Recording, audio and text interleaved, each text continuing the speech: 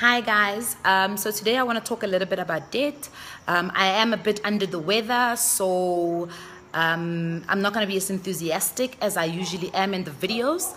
And before I actually get into the conversation about debt, I just want to put a declaration that I am in no way a qualified debt counselor, and nothing that I'm saying on this video should be taken as advice, but basically a start of a conversation and engagement, and let's see how we can best educate each other on debt collection in South Africa. So basically, Minister Rob Davies signed into the National Credit Act Amendment Act a clause that says that debt or creditors can no longer sell their debt books. So what does that actually mean? So in the past, what used to happen is that if you owe a certain company that has given you credit, maybe let's say it's a clothing shop, and you've bought all your clothes and then you defaulted on your payments and you did not pay, and the creditor did not come after you and force you to pay, and you kind of disappear and fall off the face of the earth.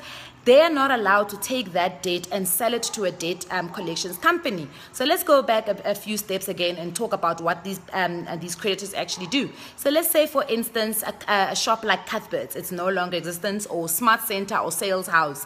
Let's say they used to have consumers who've defaulted on their debt and they've got a debt book of 5 million rand.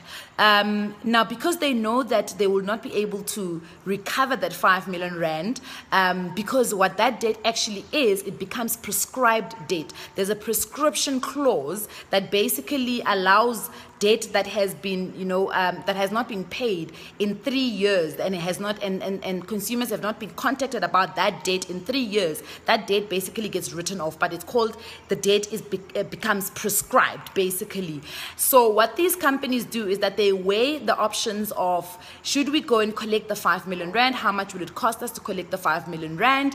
And and basically trying to find the consumers. Basically, people would have changed their addresses, they would have changed their telephone numbers, so it becomes a mission to try and find those people and recover that debt. So what they then do is they take that 5 million rand debt book and they sell it to a debt collections company at maybe like 2 million rand. So basically, they would recover 2 million rand, the debt collection company would have a debt book of 5 million rand, and then they start having the task of now trying to track and find all those people that are on that debt book to try and make them pay. And these are the lawyers that are forever calling you or sending you messages, harassing you.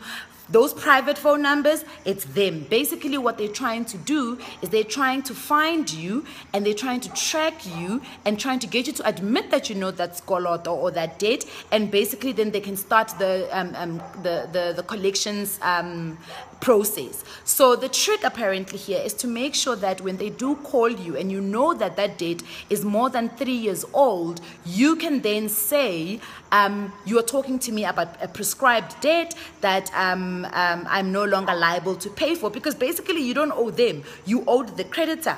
Now, people must not take this as a reason not to pay their debt, because I don't think that there's anyone in the world who intentionally takes out credit and then once you default, people's financial statuses change as life goes on and things go on.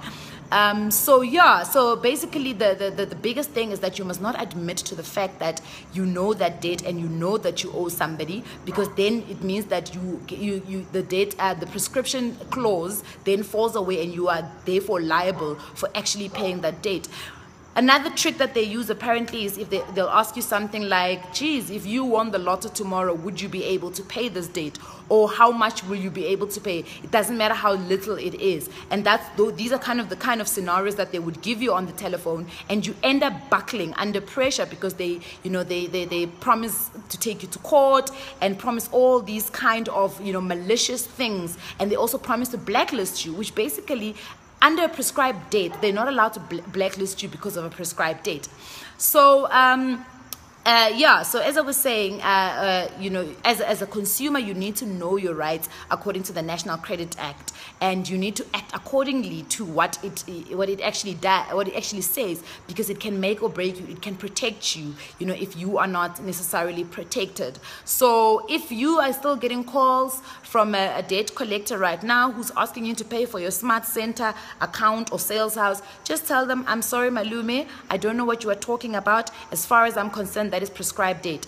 What these debt collectors usually do is then they will ask for a prescription order from the court, because they know that, you know, most people will not go the legal route to try and get that thing, because it becomes a bit of a mission.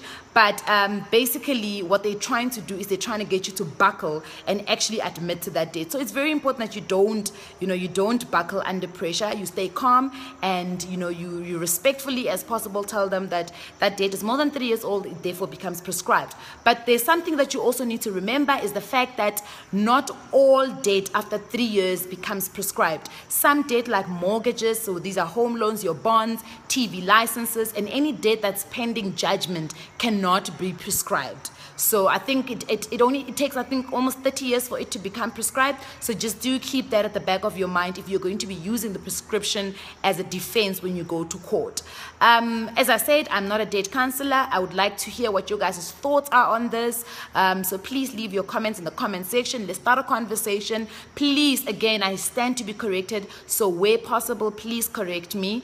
And yeah, let's get this conversation going.